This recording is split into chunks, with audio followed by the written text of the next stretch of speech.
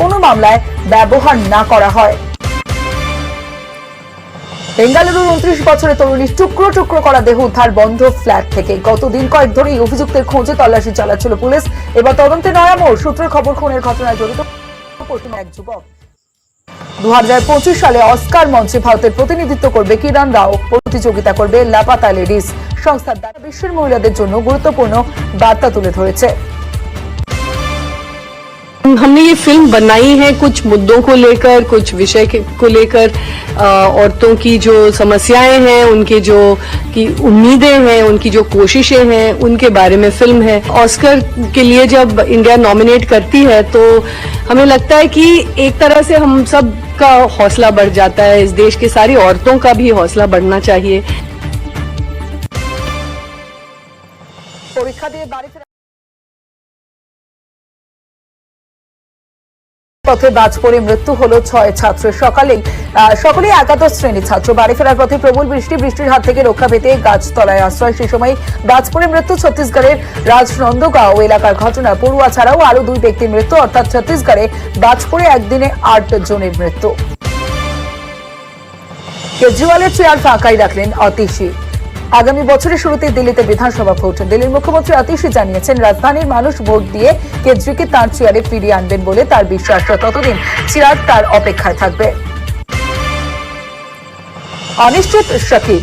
আঙুলে চোট পেয়েছেন শাকিব আল হাসান। তার জেরে ভারতের বিরুদ্ধে দ্বিতীয় টেস্টে অনিশ্চিত তারকা টেস্টে খেলানো হবে শাকিবকে। চেন্নাইয়ে ভারতের বিরুদ্ধে প্রথম টেস্টে হতশ্রী পারফরমেন্স ছিল প্রাক্তন টাইগার অধিনায়কের। 280 রানে ম্যাচ হারে বাংলাদেশও। প্রথম টেস্টেই বুমরার বলে চোট।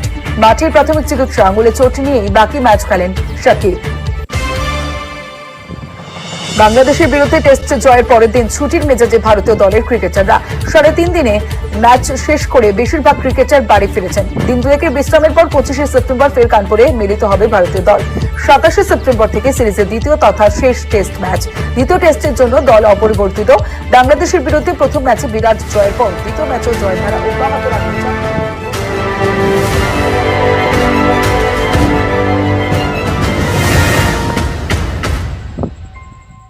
ঝোড়ো 15 নিবেদন করলো একাদশ শ্রেণীর জন্য পারুল প্রকাশনের বিশ্বমানের পাঠ্য বই, অধ্যাপক ইমন কল্যাণ লাহিড়ীর প্রারম্ভিক রাষ্ট্রবিজ্ঞান।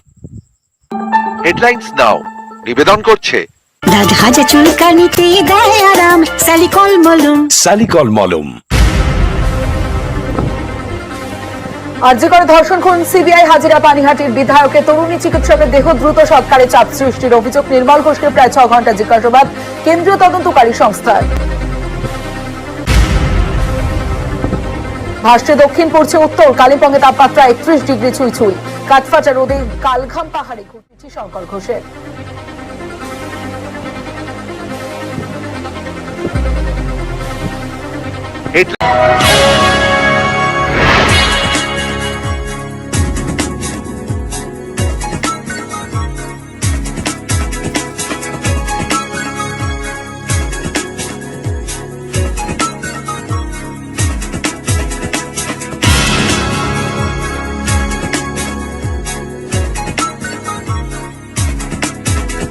খবর এখন নিবেদন করলো এলিফ্যান্ট TMT 600।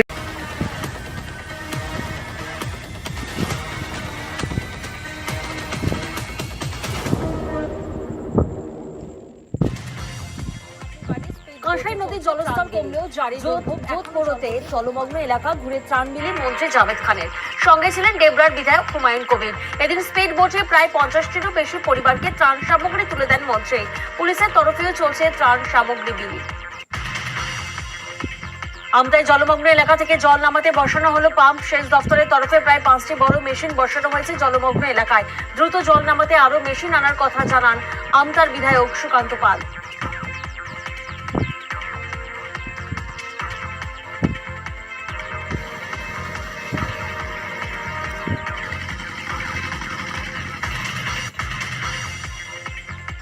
জলবিদ্যুৎ ও ত্রাণের দাবিতে দাসপুরে রাজ্য সড়ক অবরোধ। টানা 5 দিন জলে ডুবে এলাকা। ত্রাণ না মেলার অভিযোগের পাশাপাশি এলাকায় নেই খাবার জল। এবার ত্রাণ আর খাবার জলের দাবিতেই ঘাটাল মেদিনীপুর রাজ্য সড়ক অবরোধ করে বিক্ষোভে সামিল বাসিন্দারা। পরিস্থিতি নিয়ন্ত্রণে ঘটনাস্থলে দাসপুর থানার পুলিশ।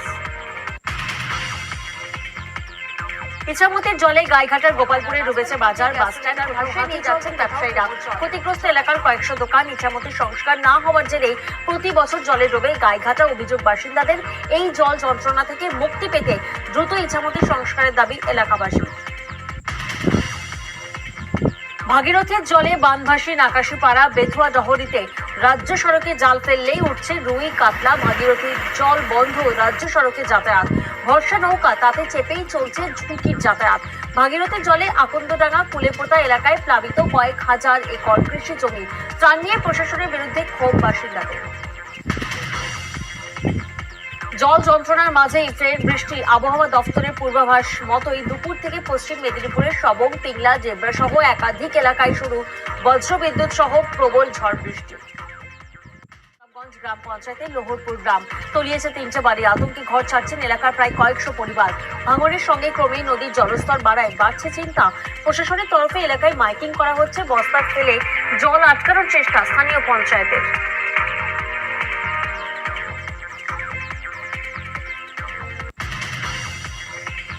ভাগীরথীর জলে দুর্ভোগের শান্তিপুরবাসী। গয়েশপুর পঞ্চায়েত এলাকায় রাস্তার উপর দিয়ে বইছে জল। জলমগ্ন 5টি গ্রাম। জল থই থই রাস্তায় যাতায়াত দুর্ভোগ। বিঘার পর বিঘা চাষের জমির ব্যাপক ক্ষতি। জমা জলে মাছে পড়ছে শাকসবজি, ধান চাষে ব্যাপক ক্ষতির আশঙ্কা। কাঁসাই নদীর জলে বানভাসী ডেবরা। জলমগ্ন বিঘার পর বিঘা জমি। জমা জলে নষ্ট সবজি, ক্ষতির আশঙ্কায় কৃষকেরা। অন্যদিকে সবজি নষ্ট হওয়ায় ডেবরা, সবং, পিংলা এলাকার সবজি বাজারে এক ধাক্কায় অনেকটাই বাড়ল সমস্ত সবজির দাম। বাজারে সবজি কিনতে গিয়ে হাতে ছ্যাঁকা। ব্যবসায়ীদের একাংশের দাবি, এর জেরেই আবারও ঝুঁকি এড়াতে বন্ধ হলো বাংলা সিকিম লাইফ। ধসের জেরে টানা 7 দিন বন্ধ ছিল জাতীয় সড়ক। পাহাড় কেটে চলে রাস্তা সম্প্রসারণের কাজ। সোমবার সকালের দিকে সেতিঝোড়া ও সেলফিদরা দিয়ে একমুখী যান চলাচল শুরু হলেও পরে গাড়ি চলাচলে নিষেধাজ্ঞা জারি জেলা প্রশাসনের। ফের সোমবার পূর্ত দফতরের ইঞ্জিনিয়ারদের নিয়ে ধস বিধ্বস্ত এলাকা পরিদর্শনে জেলা প্রশাসন।